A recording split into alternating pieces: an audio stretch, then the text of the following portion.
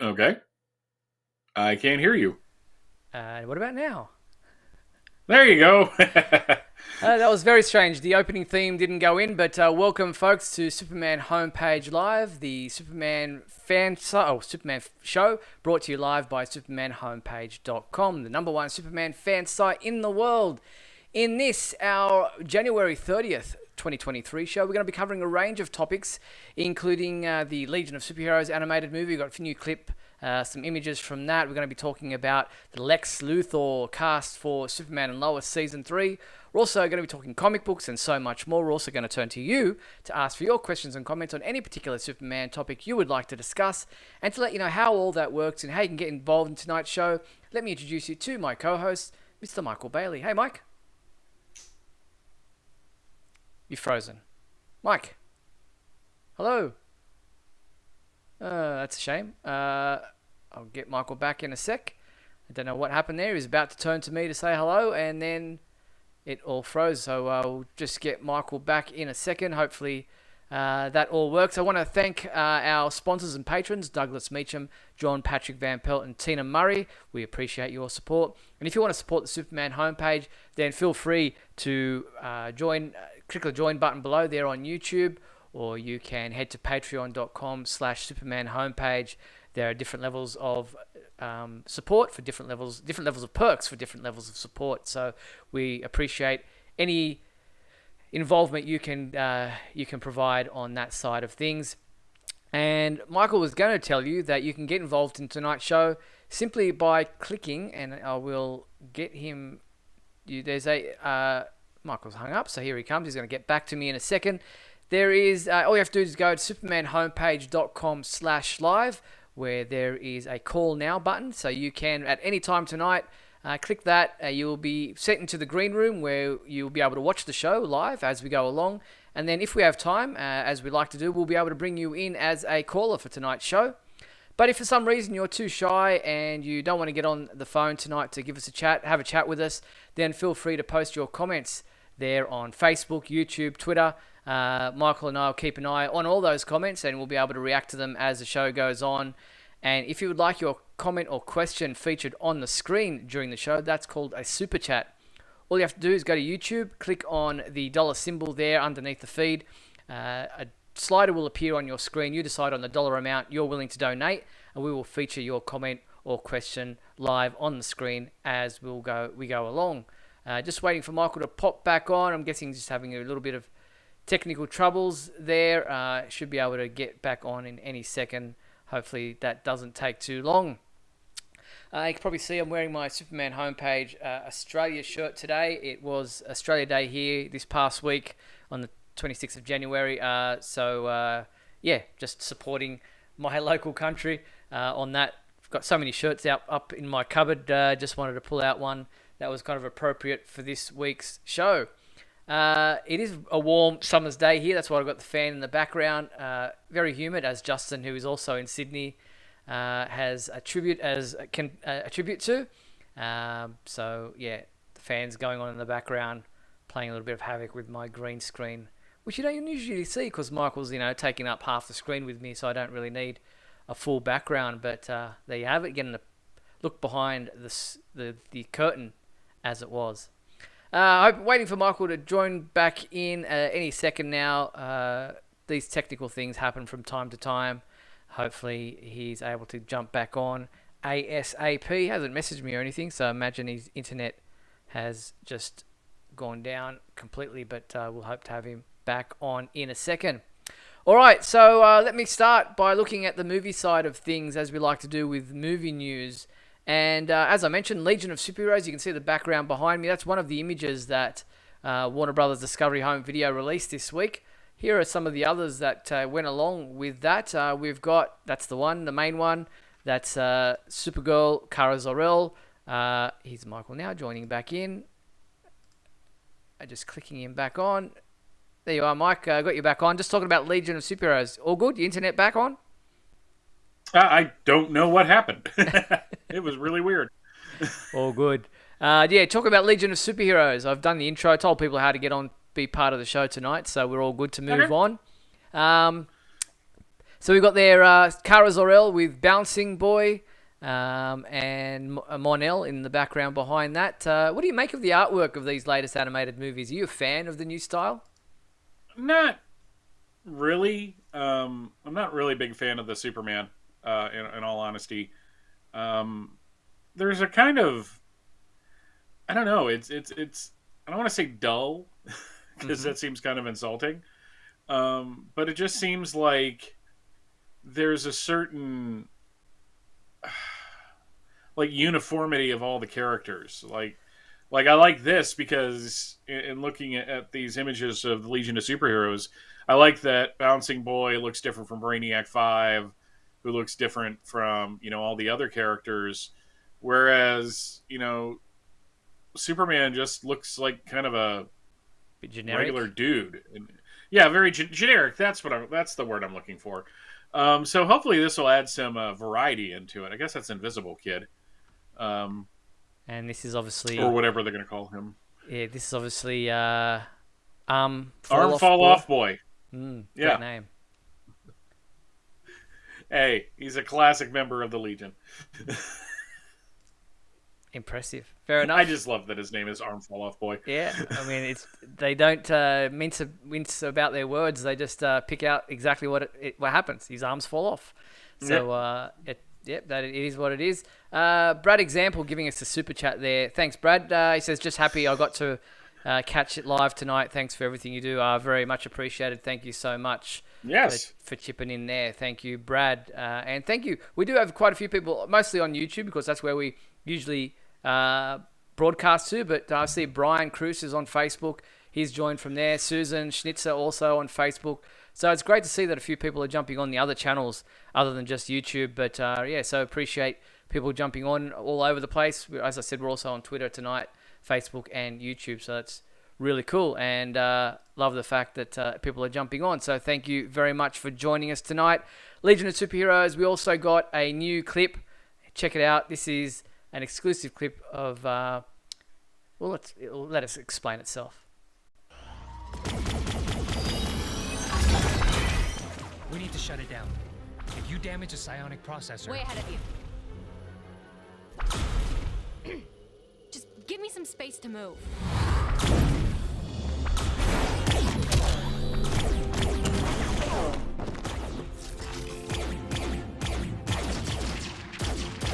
There. Engage the motion targeting system.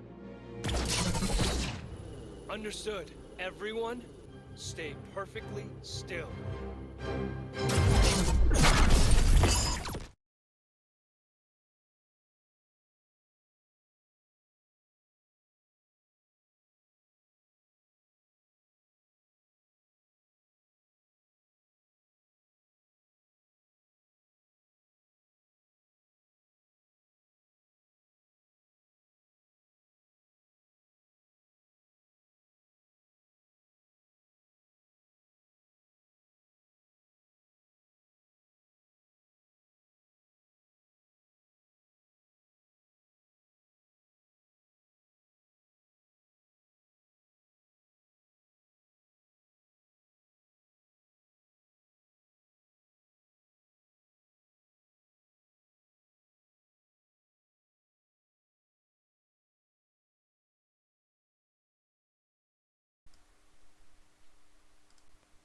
So you would think, seeing all these really awesome superheroes, I'd be interested in it, and no, um, not at all, actually.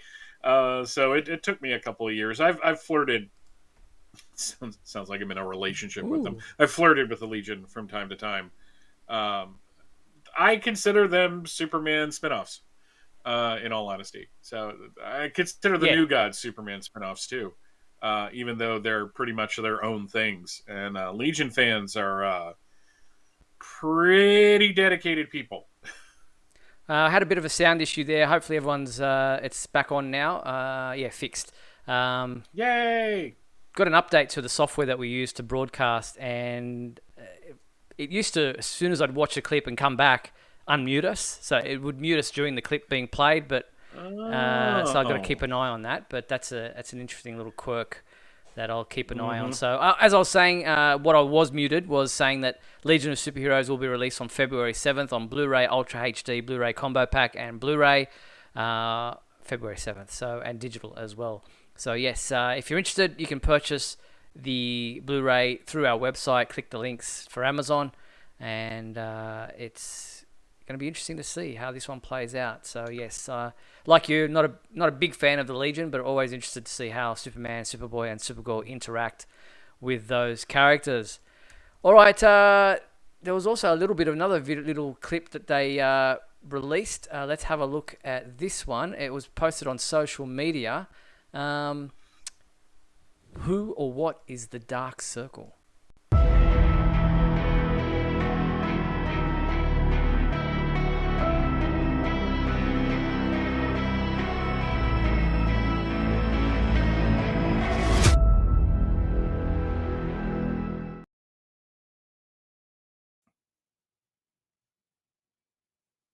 Yes, the Dark Circle. Do you know of the Dark Circle? It's a villain of the Legion. Okay. I've never actually read a story with them. I'm familiar with them mainly from Who's Who.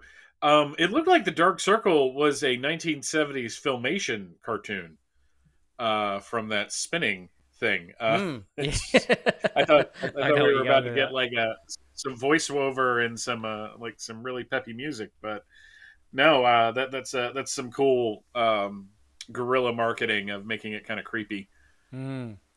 Justin asking, when Superboy ventured with the Legion of Superheroes, how long was he away in comic time? Not at all, because they could always deposit him right back, Back a second right after he left. Yeah. So, and they eventually, I don't know if it was a pre-crisis thing, but I know when Jeff Johns brought back the Levitz Legion, as it was sometimes called, they said that every time they sent him back to the past, they would wipe his mind, so that he wouldn't remember anything. Okay. Which seems kind of weird because it's just like, hey, you're having all these really great adventures, you won't remember any of them. Yeah, seems odd and a little bit cruel, but nevertheless. Still on the movie side of things, there is a meet and greet going to be happening, a Superman reunion of sorts with the stars of the Christopher Reeve Superman films when at GalaxyCon in Richmond in March. But if you can't make it there, fear not, because they're also going to do a virtual meet and greet for fans who cannot be there, and it'll be all obviously online. So this will be taking place on video chats will take place across March 24th to 26th. They'll have Jack O'Halloran, Sarah Douglas, Jeff East, Mariel Hemingway, and Mark Pillow. And orders must be in by March 9th before midnight. So if you're interested, head to galaxycon.com for details about that virtual meet and greet with a Superman cast reunion. Yeah. They got the most serious-looking Jeff East picture. I think, if I'm correct, that's like right after, like when he was all annoyed because of Brad, Yes. from the shirt he was wearing. So yeah, I don't think Jeff East is a very serious person. well, he likes to have a good time. Yep. We can say He that. does. We can say that indeed. We know. And if you're wondering what we were referring to, look back in history at some of our previous shows. It's a on the legendary interview. legendary interview. Still There may talked about to this day. There may have been some beers drunk. Or other... Not on purpose. It's not like he Not had by to us. drink Not to by talk us. to us. No. We caught him off guard. No, we this show would be a lot more fun. Yeah. Very good. All right, let's move on to the television side of things, where we do have some casting news with Superman and Lois, I should say, casting their Lex Luthor for season 3 of the show. We now know that this gentleman, Michael Cudlitz, has been cast to play Lex Luthor for season 3 of Superman and Lois. He's probably best known for playing Abraham in The Walking Dead. I imagine he will probably be shaven or wearing a bald cap, and maybe not have facial hair. Um, when when this got announced, one of my old coworkers texted me because this guy's stunt double on The Walking Dead used to come into our store all the time. Mm-hmm. He had like a sideline as being like an Abraham impersonator because he looked just like the dude. And he would walk in like with the hair high and like looking just like the character out of Walking Dead to get his business cards. Wow. So we hope that he's getting some stunt work up in Canada right now. Um, but no, I I'm not really overly familiar with this actor. I've seen clips of him. He was in a cop movie with the guy that played James Gordon on Gotham, and looks completely different than he looked in The Walking Dead. So he's kind of a chameleon. He can kind of change his appearance. If they've cast him, I'm just going to assume he's right for the role because they really haven't done bad casting No, on the show. no, they've always done really well, and pretty much hit the mark each time with whoever they've chosen. I remember we were freaking out when we thought Wale Parks was Captain Luthor. Remember back then, everyone's freaking out about that casting, and they and they do that really well. Superman and Lois, they always throw us a little bit of a curveball. They did that with Captain Luthor, who ended up being John Henry. Then they did that with Bizarro, who we thought was going to be Doomsday. So they're always throwing us little curveballs, and yeah, they do it really well. But their casting is always on point as well. So I'm really looking forward to seeing what Michael Cudlitz can do as Lex Luthor, what kind of a Lex he plays. I imagine it's probably not going to be, anything like Jesse Eisenberg. So it'll be interesting to see, how serious he plays the role, because we have had some very, I don't want to say camp Lex Luthors, but more comedic versions. Even Gene Hackman, played it for laughs in many ways. So it'll be interesting to see how Michael Cudlitz, what kind of Lex Luthor he does play. And John Shea was very broad, but really sinister at the same time. Like, he rode that line really well. I don't think we've really had... No, I'm not going to say that because he's no longer with us. The guy that played Lex Luthor in the first season of Superboy was not the master thespian. No, Scott Wells, I think his name was. But they replaced him with... oh man, why can't I remember his name? Sherman Howard. Yes. Who was excellent. And Gene Hackman was excellent. And John Shea was excellent. And Michael Rosenbaum was great. Jesse Eisenberg was a good Lex Luthor for that movie, but I don't like that movie. So one follows the other. No, it is possible that he was good in the role that he was playing. Yeah. And that you just don't like what they were doing. That doesn't mean he was a bad Lex Luthor. So I don't know. Maybe I'm maybe I'm doing a little bit of a Tim Minchin riding the fence. Getting splinters in your backside. Yeah, exactly.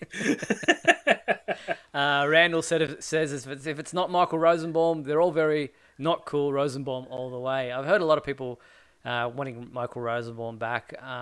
Look, he's a great actor. He's a great Lex Luthor. Yeah. He was Lex in a different version, so it would kind of muddy the waters a little bit if you brought him into a version of the show that wasn't, the same actors, same cast. Yeah, it's in.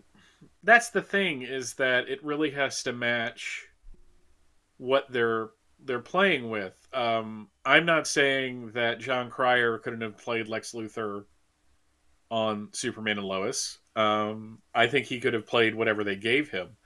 I think they were going for a different physical type. Because this guy's kind of, Cudlitz. I'm going to screw that name up every time. Michael C. There we go. Is kind of a big dude. And John Cryer is not. That doesn't mean that he's a bad Lex Luthor. I loved his Lex Luthor. I wish they had given him better stuff to do in that final season with Supergirl. but no, I'm looking forward to this. Thank you, by the way, y'all, for dropping that the day after the show. But it just gave us a week to prep. Yeah, exactly. We could take it in, absorb the information, and then report it for you all today. So Superman and Lois is set to premiere on March 14th. Not that far away either. We're got a month and a bit, month and a half before it will be back on our screens. So we're looking forward to it. But something that is not on our screens for very much longer is Titans. They've announced this past week that Titans season 4, the second half of season 4, will be it. The show, it and both Doom Patrol have been told that this is their final seasons. The first half of season 4 of Titans aired before the end of the year, and now the second half is, I think, a couple of weeks away, or maybe later this year. I don't know exactly when they'll be bringing it back, but that will be it for Titans, the fourth and final season. For all those people who were bashing on James Gunn, saying more of his, work, cancelling things, this happened before James Gunn came on board. The writing was on the wall for the show. Back then, they'd been told season 4 was it. Before he came on board. Yeah, and I see a lot of people really upset that this and Doom Patrol are ending, and I get it. Especially Doom Patrol, which was just such a bizarre show. Uh, my reaction to any kind of comic book show is, you're lucky you got more than one season, and that sounds mean, but I'm still kind of sore that the Flash back in 1990 only got one season. Yeah. If it's not performing to the way the studio wants it to, they're not going to do it. The fact that Titans got 4 seasons is pretty spectacular. Same with Doom Patrol. I wish they'd gotten more, but I think with these shows, it's funny. Everyone's like, "Oh, it's being canceled after only 4 seasons," and then Flash gets announced that it's ending in season 9. It's like, good, it's been on too long. It's like you can't win with the audience, but no, I honestly think that these shows have a shelf life. Yeah. To Nothing when lasts they're forever. the best that they are, and if you get 4 seasons to go, all out and produce 4 really good stories, then I think you've succeeded in something. Exactly, and it's not always that a show's been cancelled. I mean, where in this case it has. Sometimes, as you said, they've got a shelf life. They've got only a certain amount of stories that they can tell or that they want to tell. I think Smallville, they'd only planned for like 5 seasons at the time, and it just kept going and going. And even though creators, as we mentioned, I think last week or the week before, said certain story elements of that show were dragged on too long, that they could have maybe found a different way to tell those stories. But yeah, I don't necessarily think that it's a bad thing that these shows end on a high note, because they can go on too long, or actors can't stick around, and so they have to end up doing things that they hadn't planned to do, or recasting, or writing out characters because they've contracted somewhere else, or they're asking too much to come back. So 4 seasons for a show like Titans, I think, as you say, is a great run. Yep, absolutely. And as I said, nothing lasts forever, unless The you're cold The Simpsons. November rain. Very good. All right, so that's Titans ending, as I said, with the 4th season, and the second half of that 4th season will be on our screens sometime later this year. We'll look forward to more details on that when they come to hand. All right, let me see. I think we might do the fan favourite segment before we get into our halfway point of the show. So let's jump into that. Then we'll play some messages. And we've also got our monthly segments to do this week as well. So we're back for those after the break. But here's the fan favourite segment of our show.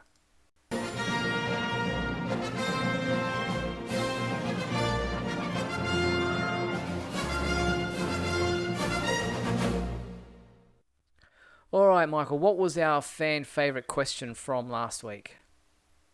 What is your favorite version of Metallo, who has recently come back to the comics? Heath Fodor. I'm going to screw that up every time, Heath. I apologize. My favorite Metallo is the one from Superman the Animated Series. He generally freaks out when he discovers what has happened to him. I think that gave him the most depth here. Depth here. Sorry, I can speak, I promise. Very good. So thank you for that, Heath. Also, we had JP Rocho write in again. JP said, my favourite version of Metallo is reintroduced by John Byrne. The Superman #1 cover is great. I remember this cover so well. I really wish they would have, because in the house ad it was a green background, which kind of makes sense. I don't know, maybe the logo didn't pop as well. I think it would have looked better with green. I like that version of Metallo too. I like Byrne's Superman though, so that's not breaking No news. secret. Heath Alexander wrote. Sorry, before you get to that, Oh, Heath sorry. said that you pronounce his surname fine. Oh, okay. Very good. Awesome. Yay. I'll never do it again. Alexander wrote, my favorite Metallo is the one from Superman the Animated Series / early issues of Batman Superman. I liked him as a robot with a plastic face because he was half human, half robot.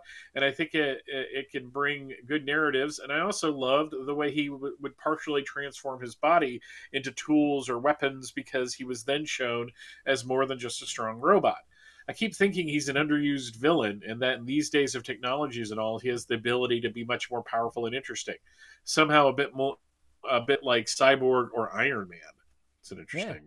Interesting take on what Metallo could be. Yeah, they have done that where he's been able to integrate with machinery and computers and that in different versions. So, thank you to Alexander.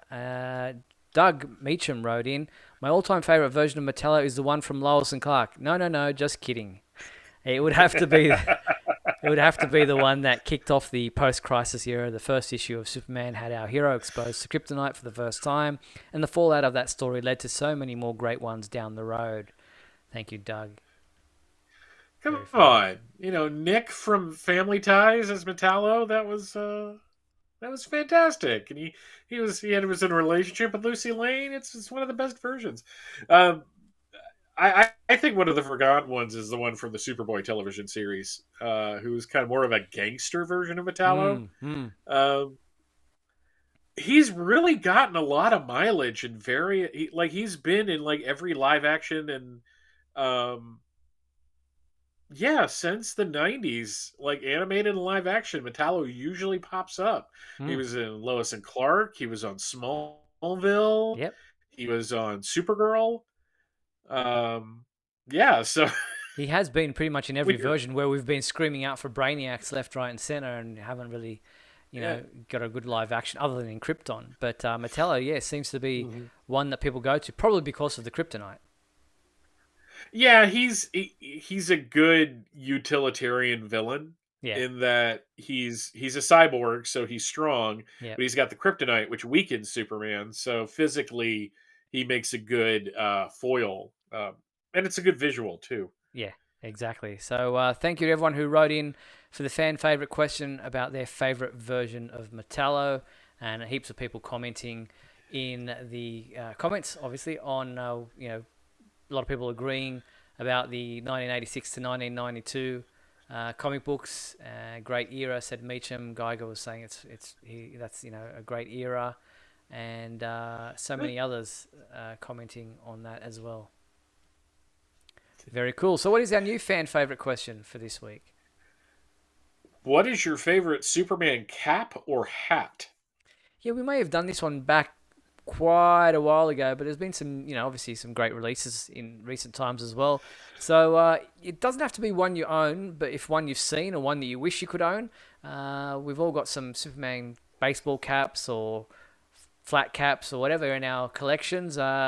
Even some seen it like a fedora one with the Superman symbol. Scotty V used to have one that he would wear every now and then. I might grab that and wear that next week. So what is your favorite Superman cap or hat?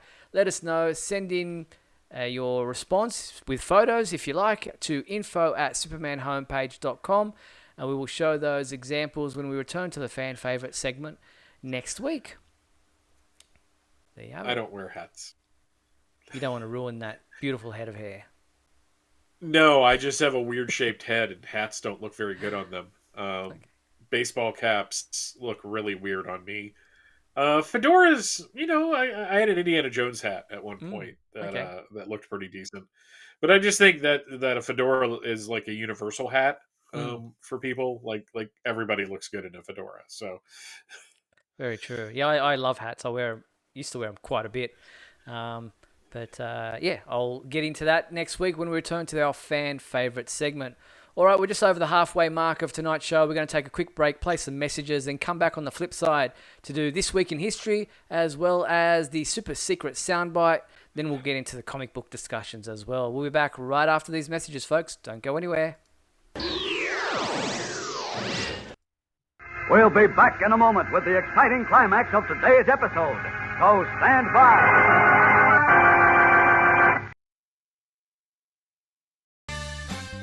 If you're enjoying Superman Homepage Live, then please like and share this video with your family and friends. Also, if you'd like to subscribe to our YouTube channel, then you can click on the bell to receive notifications whenever we post a new video. You can also join our YouTube membership program, just click the join button below. Or you can become a patron and support our website by going to patreon.com/supermanhomepage.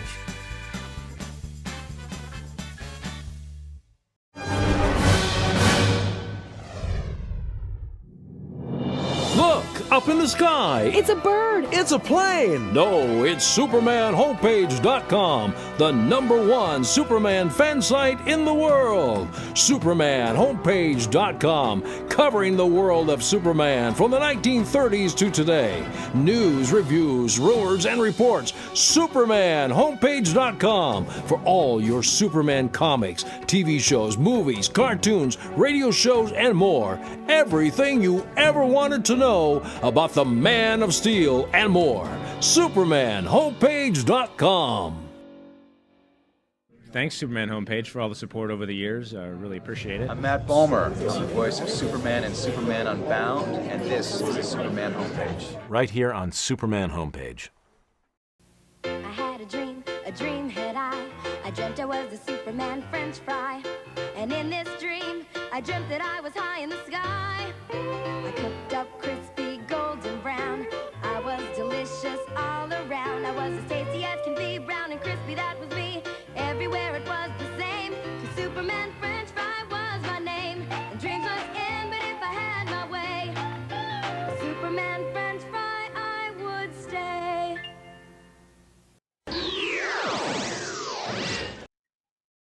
Don't you wish you were a Superman French fry, Michael? Was somebody like stuck for a jingle right before lunch and like realized that they hadn't written it, so they just cracked that out and moved on. Like what a bizarre song. And then somebody said, "Yes, we'll run with that." Yeah, I'm just baffled by advertising executives and what they're willing. I mean, but then again, there was a Baby Ruth commercial with Hawkman, so yeah, and y'all YouTube that. It's fascinating. It's Hawkman talking about Baby Ruth. What the heck? Romel saying, "Damn, I never had a Superman French fry." Well, yes, unfortunately, they're not. They're not. I'm sure they were terrible. They're just French fries, aren't they? I mean, they just got Superman on the packet. Yeah, frozen French fries. Usually with that kind of stuff, like I remember, I had Superman peanut butter as a kid when I was 7 or 8, and I remember it being okay, but it's really kind of hard to screw up peanut butter. Yeah. But it just seems like every time they put like Superman on some kind of food, it's just not good. Like the last thing I think was good was the ice cream that came out that had little bits of birthday cake in it. Okay. And stuff like that. And it actually had a really good. Actually, all of the Edie's because they had a Superman, a Batman, and a Wonder Woman. Yeah. But frozen French fries, if they're putting Superman on it, they're disguising the fact that their fries suck. I'm just saying that. They have it. Oh, Heath talking about the Ninja Turtles Hostess vanilla pudding pies. Oh God, those things were great. I wouldn't eat one now because it would kill me. But but it was like a. Did you guys get Hostess fruit pies in No. Australia?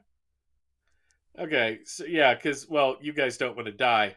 We had a discussion a couple weeks ago about how terrible. So, in the further adventures of America's horrible diet, at one point, Hostess actually put out a glazed pie that was filled with vanilla pudding. Wow. Okay. So yeah, Yeah. and it was green because it was Teenage Mutant Ninja Turtles. But Of course yeah, it so was. Yeah. Justin saying he's seen Superman energy drinks here in Australia. I've actually got one of those cans on a shelf. He never opened it. It's are well those expired. So it's like, you a might Red want to Bull open or it one. because at Yeah. some point it's probably going to It's start going leaking out of the to can. explode or something. But Either explode or start eating through the aluminum. So that's probably it. probably a good idea. Ernest, isn't everybody glad they tuned in at this point in the show? It's I just saw an educational. uptick. Educational, I tell you what. All right, let's Let's jump watch into. the overweight American insulting American food. Yeah, that'll be great.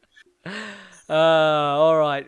Just remember, folks, all care, no responsibility on this show. What you decide to put in your mouth is up to you. Yes, I don't judge anybody. There's a disclaimer in there. Let's jump into this week in history. Come with me now, my son, as we break through the bonds of your earthly confinement, traveling through time and space. Got a kind of interesting assemblage of comics this time. I actually prepped this week. Yes, no guesswork. So this it's week, not folks. it's not like show back a cover and have him vamp under it. Anyways, we're going back to 1943 with World's Finest #9. Yeah, only slightly racist, I guess is what you could say. Well, it's war jumping- era. Yeah, they don't look too deeply into that, folks. 1953, we have Action Comics number 178, which is actually a really nice cover. I like the figure of the guy on the bottom. And of course, this has a Tommy Tomorrow Space Planeteer backup, as was Action Comics want at the time. 1963, we have Action Comics number 298. Which has a really cool Lex Luthor cover. It's all I love stories where Lex has superpowers randomly.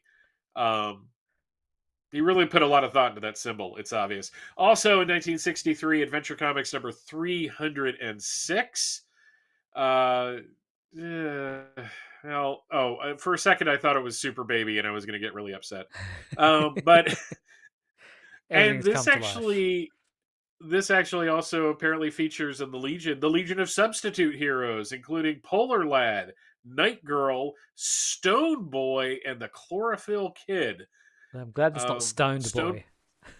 Yes, Stone Boy literally just turns to stone and they carry him around.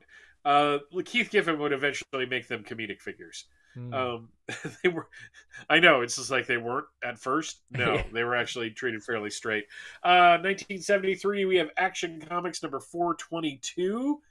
I think every kid in America can can relate. Relate to just sitting on the floor looking at a poster. He's got a poster of Krypton. That's kind of cool.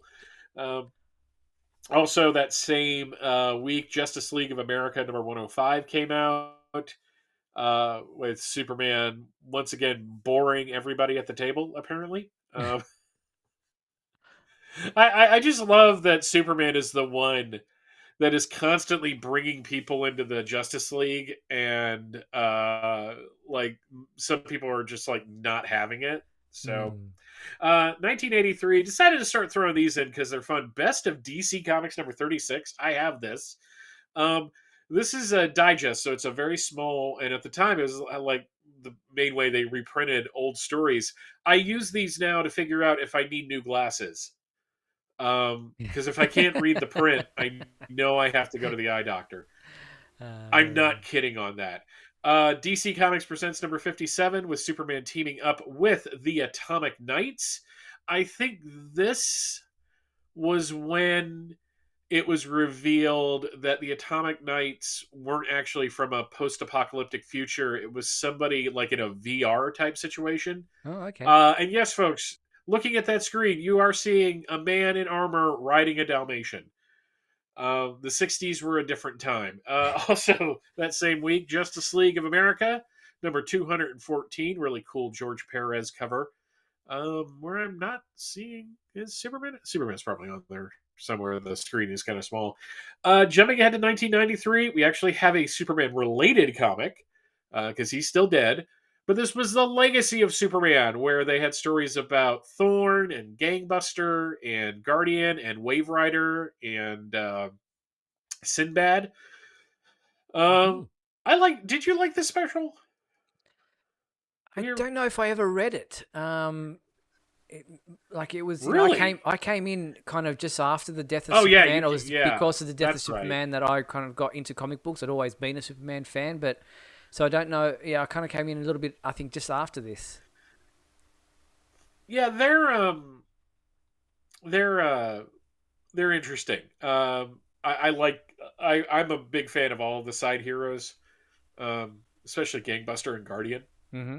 But no, it was reprinted in the World Without a one or two of the stories was reprinted in World Without a Superman, the trade paperback. Okay.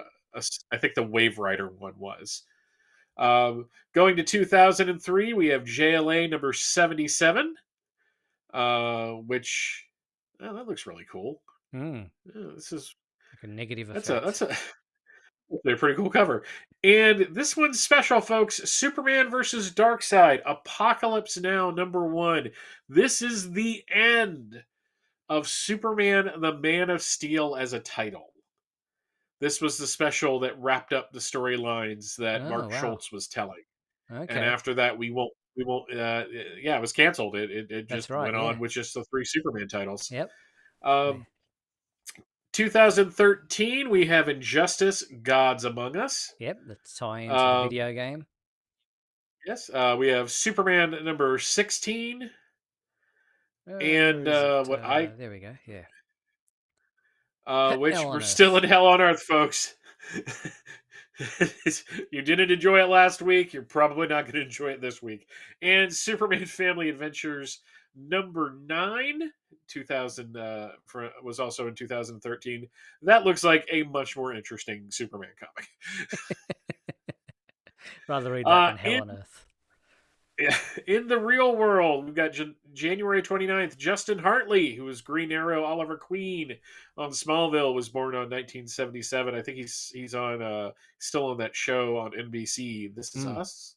Yes. No, this is I think that's sorry, I'm confusing that with The Last of Us. Last of Us.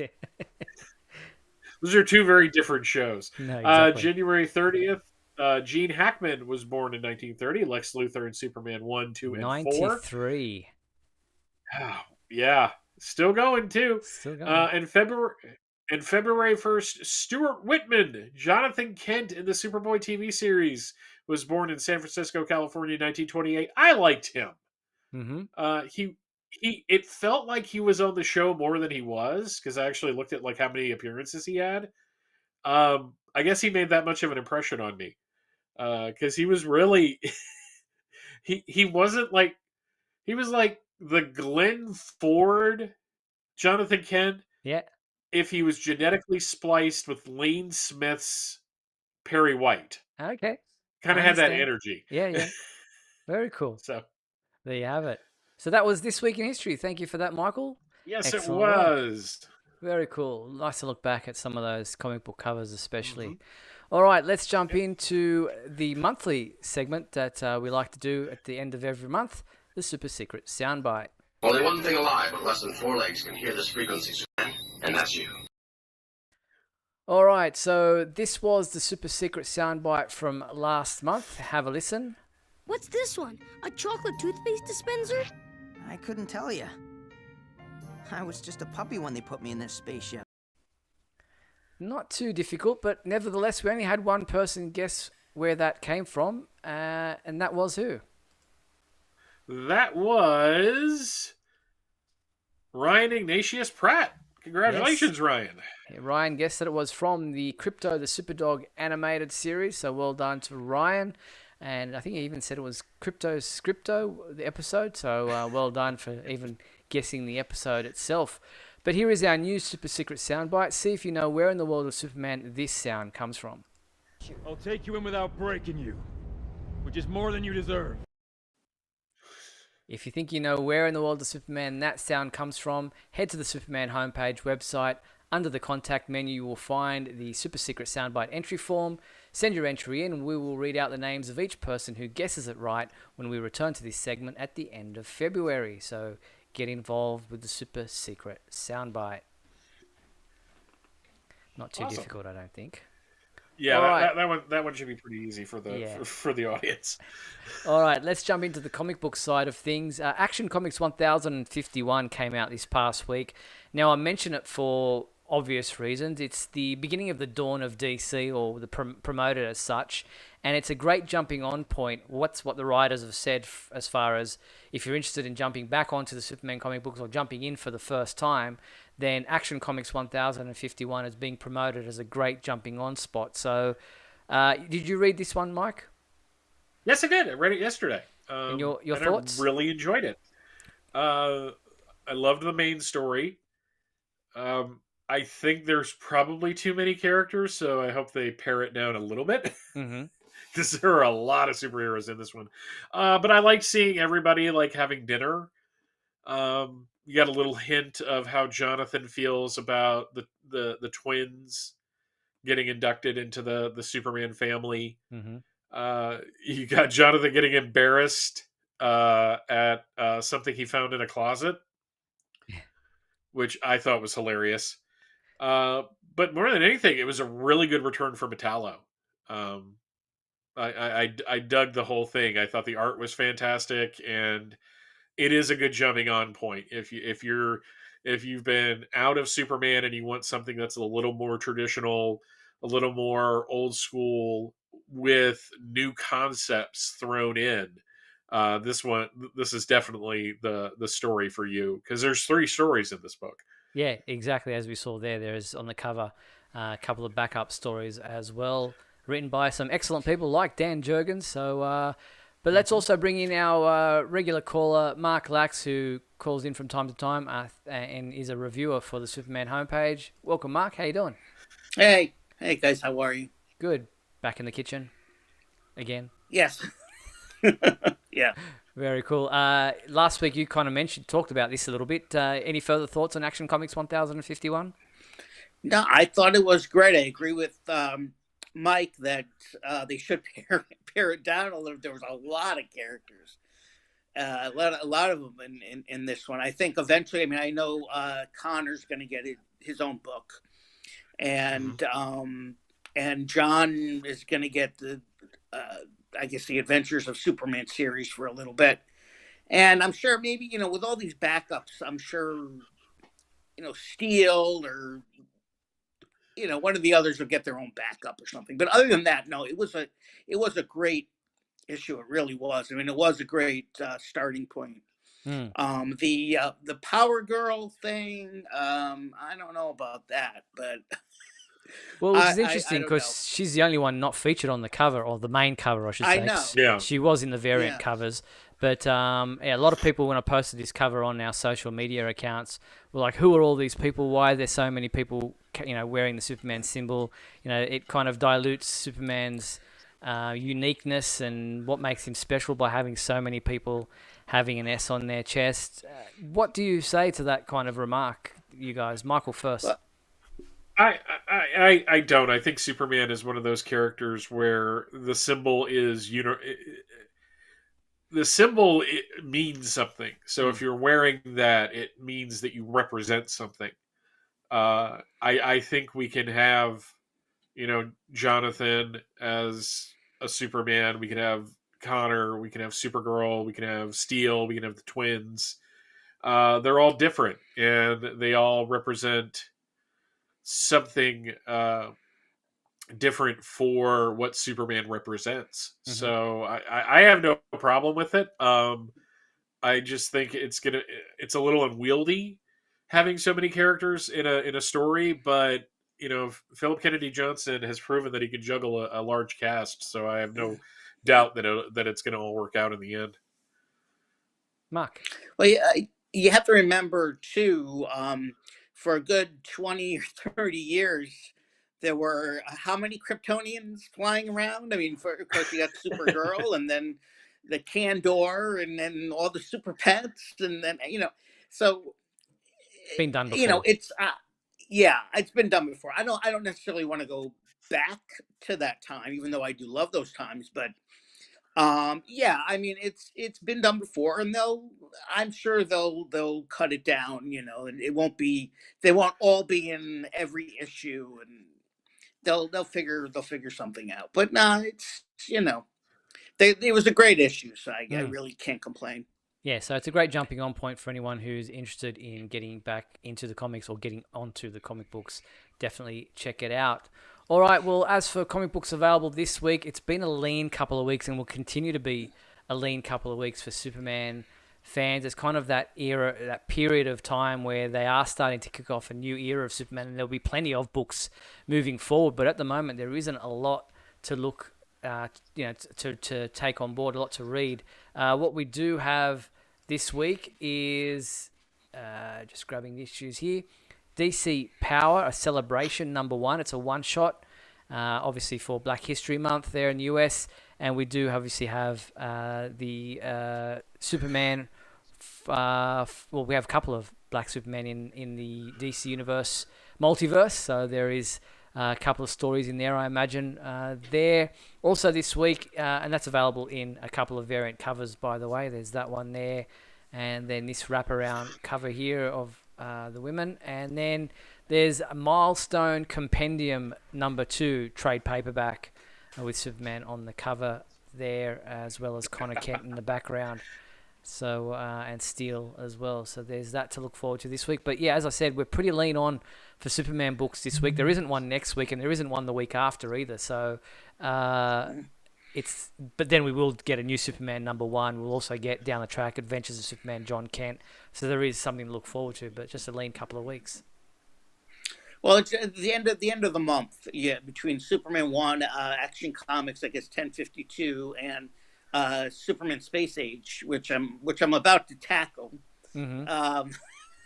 So you could expect about a week. You could expect a nice big package. Exactly. Coming in once I read that one, for sure. But, yeah, a couple of skip weeks, if you like, going back to that era that we got so used to having a Superman book every day of every week of the year that skip weeks would be a real chore. I don't know what y'all are talking about. This week has one of the greatest books ever coming out. That Milestone Compendium Volume 2 is reprinting Worlds Collide for the first time. Yeah, Worlds Collide. So and that was my introduction to the Milestone universe back in 1994. So I have a lot of really warm memories of it, and I really wanted it to be released as a trade in and of itself. I'm going to buy this thing just to get it. Cool. Just to have it on the shelf. But I am only half kidding that it is that important. Yeah, no, fair enough. It was a good story. It was very enjoyable, Yeah, for sure. Now, on the real world side of things, there's a couple of conventions coming up in February, late February, 24th to 26th. If you're a fan of Superman novels, turn off the compendium there this week in history. This week's in comics. At Pensacon in late February, Kevin J. Anderson, author of 2 Superman novels. They're not shown there on that graphic, but Last Days of Krypton and Enemies and Allies were the 2 books that he released. He'll be there at Pensacon Bay Center in Pensacola, Florida, across Friday, February 24th to Sunday, 26th. He'll be there all 3 days. 2 pretty good books. Have either of you gentlemen read them? Oh yeah. I didn't read Enemies and Allies, but I listened to it on, I believe, Graphic Audio. Mm-hmm. I believe it's excellent. That was great. That was awesome. Really, really great. Yeah. Yeah, I really enjoyed. I've read both of them as well, and I think I enjoyed the Last Days of Krypton more than I thought I would. it really delves into that whole relationship of Jor-El and Zod and just the whole mechanics and, all the background politics and things like that. I didn't think I would necessarily enjoy, but it was really gripping. Yeah, I actually tracked down, because I like listening to books more than actually reading them these days, because it's just easier. I could listen to a book while I'm doing stuff around the house. I actually tracked down the 13-disc unabridged version of Last Days of Krypton, and when I listen to it, it'll be the first time I've read it. That thing came out in like 2006, 2005, 2006. It was around that long ago. But Enemies and Allies, y'all, if you haven't read Enemies and Allies, track it down. It is a Cold War era origin of the world's finest team, with Lex Luthor and monster kryptonite monsters, and it's just so good. Yeah, definitely. It is. Check them both out. Well, thanks, Mark, for calling in again this week. Always appreciate you getting in touch with us, and always great to hear from you. Well, thank you guys, and take care, and I'll talk to you soon. All right, talk to you then. Bye. All right, bye. That was Mark calling in. So, yeah, some great novels there, and both of those books are available as links on that announcement about Kevin J. Anderson being at that convention, so you can track them down through our website. I felt really bad because when it was announced that Enemies and Allies was going to be part of a graphic audio production, I happened to see Kevin J. Anderson at Dragon Con, and I asked him, "Hey, are you excited about this?" He had no idea. Oh, really? No one told him. Yeah, wow. He's like, you got to understand in these, paraphrasing, of course, in these kind of, when you're writing for a property, the property owns it. DC owns that book, lock, stock, and barrel, so they can do anything they want with it. But I'm like, don't you at least want to give the guy that wrote it like a copy? Yeah, or a heads up. Or a heads up, like that's so weird. Yeah, I'm surprised that they don't let him know that that's what's happening. I guess it's just a big machine working without realizing the little details. Yeah, but yeah, you at least gotta give the dude a copy. I mean, that's just good manners. I think so too. All right, well, that pretty much brings us to the end of tonight's episode. I want to thank everyone who tuned in to Superman Homepage Live across both YouTube, Facebook, Twitter. If you did any of those, really appreciate you joining in and spending this last hour with us. Sorry about the early technical details. These things happen from time to time. Want to thank all those in the comments there. Justin, Mind the Gap, Kenneth, who else we got? Heath. We've got a couple of others, Geiger, and many others who joined, Ramel, Doug Meacham, so many others who joined us tonight and were participating in the show, and Patrick and all others that were there. Thank you for your involvement and your company for the past hour of the show. Really appreciate you tuning in. Yep. Thank you to our sponsors and patrons, Douglas Meacham, John Patrick Van Pelt, and Tina Murray. We appreciate your support. And don't forget, you can support the Superman homepage by clicking the join button on YouTube. Different levels of perks for different levels of membership. And thank you to you, my co-host, Michael Bailey. Thank you, Mike. Pleasure as always, Steve. Don't forget, Michael and I will be back next week on... February the 6th, Monday, February the 6th at 7:30 p.m. Pacific time for another edition of Superman Homepage Live. We hope you'll join us then. Until then, be sure to check out supermanhomepage.com for all your daily news updates on everything surrounding the Man of Steel. I'm Steve Eunice on behalf of myself and Michael Bailey. Thanks for watching Superman Homepage Live, brought to you by supermanhomepage.com. Good night.